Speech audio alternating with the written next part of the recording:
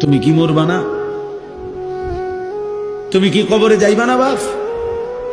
এই পৃথিবীর কত রাজা বাদশাহ কবরে চলে গেছে, তুমি কি কোনোদিন কবরস্থান দেখো নাই? তুমি কারো জানাজা পড়ো নাই? তুমি কি কোনো মানুষের লাশ দেখো নাই? আমি 5 দিন আগে আমার জ্যাঠার সাথে কথা বলে আসছি, বাড়িতে খোঁজ খবর নিছি। 5 দিন পরে আমার জ্যাঠা মারা গেছে।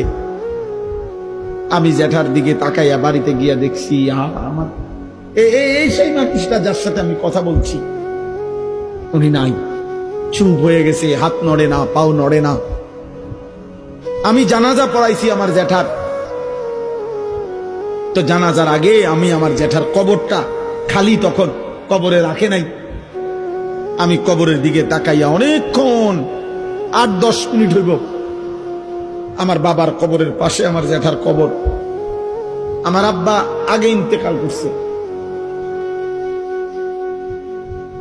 আমার জ্যাঠার কবরের দিকে তাকাইয়া অনেকক্ষণ খালি কবরের দিকে তাকাইয়া ছিলাম। তাকাইয়া আমার মনে হইল কবর যেন আমারে ডাক দিয়ে বলছে, আনিস, আমার কাছ থেকে 1 মুঠ মাটি দিছিলাম আমি তোমার জ্যাঠারে বানাইবার জন্য, আজ আমার মাটি আমি ফেরত নিলাম।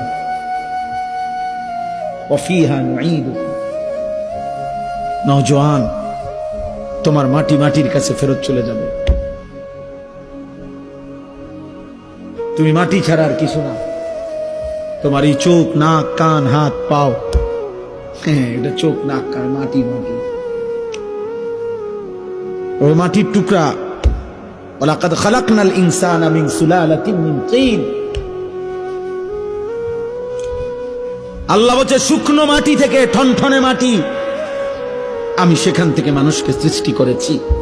তুমি মাটির একটা টুকরা ছাড়া আর কিছু না।